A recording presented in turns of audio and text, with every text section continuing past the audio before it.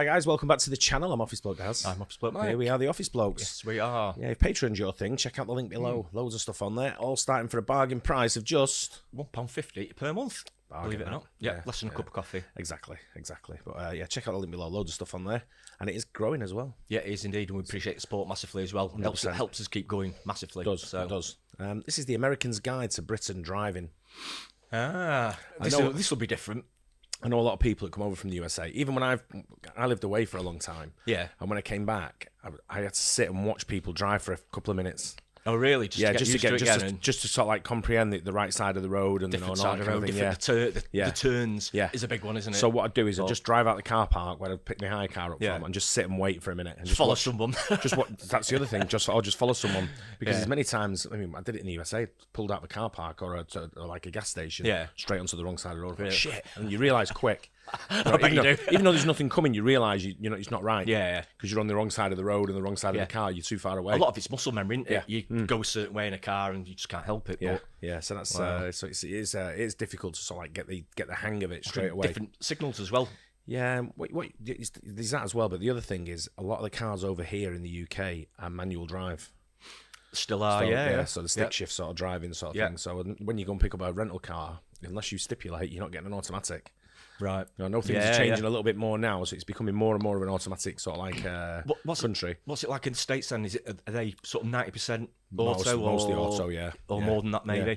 Well, they've got the bigger engines there, haven't they? That's so right. You can't really have a manual. You can't really have an automatic on a 1 litre car over here. Yeah. I know you can, but they don't normally. No. So it's so if you get a small like compact car over here, you're pretty much guaranteed stick shift. And I'm guessing like compact cars in the US not very popular. No, probably pretty rare. Yeah, because of the price. Obviously, a lot of it's price of fuel, isn't it? Price of fuel. Roads are bigger, more bigger and everything. So yeah. Not so much call for it. Yeah, exactly. So should we get into what he's got to say? The American's Guide to Britain Driving. Roundabouts.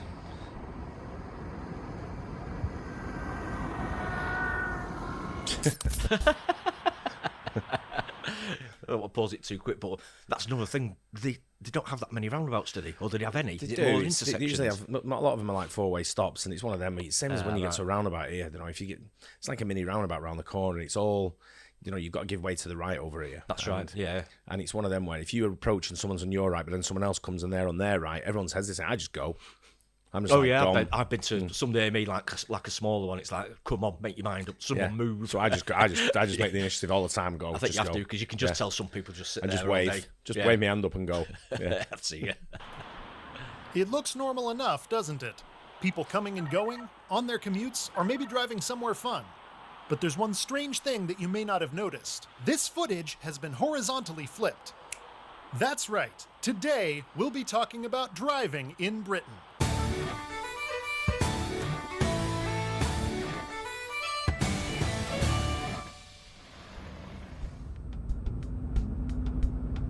The first thing about driving in Britain that comes to many people's minds is the fact that Britons drive on the wrong side of the road.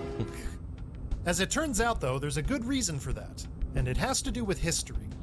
In the olden days, knights would carry their swords on the left, making them easy to draw with their right hands. Since it was considered rude to show anyone your sword in public, everyone kept their left-hand sides facing the edge of the road when they traveled. When Harrison Ford invented the car in 1776, he knew that Americans would carry their guns on the right, so he insisted that everyone drive on the right as well.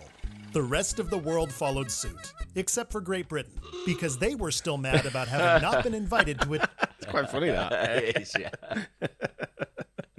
Tea Party in Boston. Despite being one of the only countries that still drives on the original side of the road, Britons are very welcoming to foreigners, placing these signs absolutely everywhere so that we know where we're supposed to be. Unfortunately, staying on the left-hand side is only one of the many things to keep in mind. For example, keeping left is only done on highways. Since many of the other roads used to be narrow footpaths and cobblestone carriageways, Britons usually drive in the center of the street, because the lanes on either side are obstructed by parked cars. If two vehicles should ever be coming from opposite directions, the less expensive one is expected to pull over with its pilot bowing to show submission. Unless you're wealthy enough to guarantee that you'll win every encounter, the obvious choice is to acquire a very small vehicle.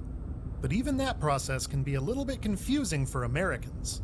In the United States, would-be drivers have their choice of cars made by a few established companies and one marketing firm.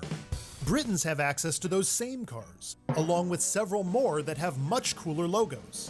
Still, since any one of these could explode without warning, it's best to go with something familiar, as long as it's little enough to fit almost anywhere. Even small cars aren't immune to other hazards, though. Areas like this one, marked with a yellow crosshatch, pose a danger all of their own. You can pass over them with no trouble at all, but if you should happen to stop on one, it could very well be game over.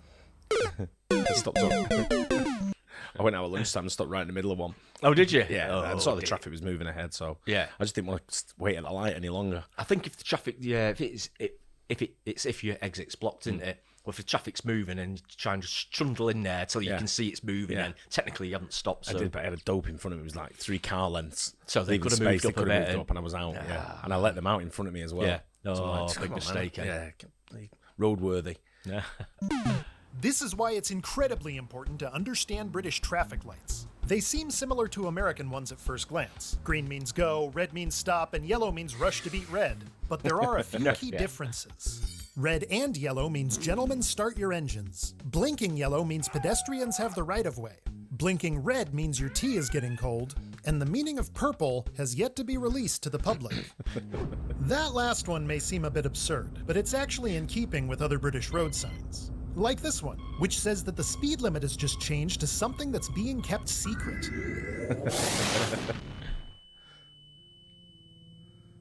Strange signs, small streets, suspicious signals, and scary sections of stripes certainly sound somewhat concerning. But you'll find yourself wishing that they were still present when you encounter the most frightening fixture of any British roadway. The Roundabout. The Roundabout, yeah. Many Britons would claim that there's an etiquette associated with navigating a roundabout. Look to the right, indicate where you're going, follow a spiral path, and be ready to make rude gestures if anyone cuts you off.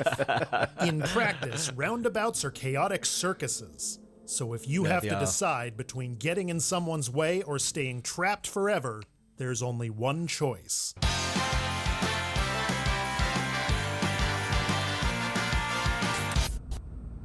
All of this taken together may make the whole endeavor seem like it's best avoided. But the thing is, there's a lot of really great stuff about it too. The scenery is gorgeous, there are hundreds of intriguing destinations, and the sun actually shines some of the time. As such, even though it's not what I'm used to, I think I could learn to enjoy driving in Britain.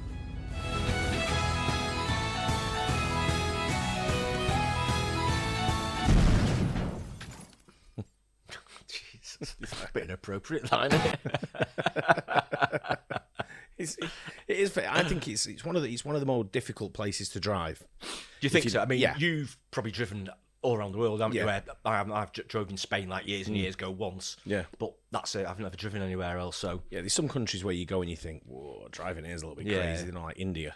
I'm guessing, especially in like the main cities. Yeah. I mean, I've seen footage on the telly. It looks absolutely crazy. Paris, looks Paris crazy as well. Drove in Paris. It's hectic. Yeah. But when you've got down here, the roads are kind of hard. They are narrow.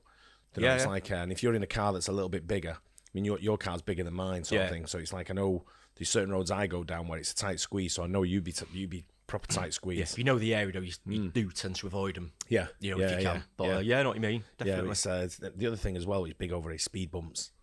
Yeah, there's loads of them everywhere these days, aren't they? They really are. I don't think I'm not sure how much good they do, but no, because my car's wide enough, so just go straight over them. Yeah, and avoid them because they're not like a strip that goes across the road. They're like just a mound, like a hump, isn't it? Yeah.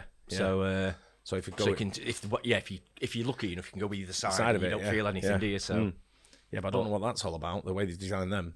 No, I don't, because you don't really slow anyone down. It's a bit weird, isn't it? I always feel sorry for like the maybe emergency drivers. Yeah, they've got to go. You've got to go really, really slow over them, which can't help. But it's, like I say, it is a tough. I think it's a tough drive coming over, especially if you're coming from the USA. Canada, places like when you're driving over it, it's just a little bit. The roads are narrow. Yeah. Oh, definitely. absolutely. There are a lot of places, like especially in the countryside, where it's just one lane. Yeah, and you've got to understand especially how ones that getting works. towards the seaside. You can find going off the main drag then down towards seaside places. Yeah, sometimes very really tight. You can literally get one car down there, and someone's coming the other way in a caravan. It can get a bit hairy sort of thing. Yeah, but backing up to the next and roundabouts, definitely. Some roundabouts I've been on are absolutely just mental. Even though I'm used to driving over here, some of them are that big, that many exits. You're thinking, which lane do I get in? It's you start drawing challenging. You start drawing on the road now to sort of like keep people in lanes, but there's that much shit on the road drawing wise. You're looking at the road thinking, which lane's which? I know, and if you don't know the actual number of the road you're going for, if it says the A567, but you might not know that. You might just think that I'm going to such and such a place. But in the road, it won't say that. It'll just give you the actual number of the road, won't it? Yep. So, like, is that what it's called? Yeah. So many people nowadays just follow sat-nav as well, which is kind of... No one reads the road signs. Yeah. So they're just going off what sat-nav says, and sometimes it's... Yeah, and if it's a new roundabout, then you're screwed, aren't you? Because your system's probably not upgraded to show it. Yeah. So, but it can be fun. It's easy enough once you're used to it, but it is difficult if you're first time. Oh, well, I can imagine, yeah. If you need driving around anyway, Mike will pick you up. Yeah, of course. Well, why not? No worries. Anyway, I hope you guys enjoyed that. Let us know in the comments if you've drove in the UK, and I don't know if you're from the UK. Obviously, how easy it'll be. Yeah. But if you visit to the UK, let us know and how your driving went. Yeah. Good one. Anyway, don't forget to like and subscribe as well, and we'll catch you on the next one. Cheers. Cheers.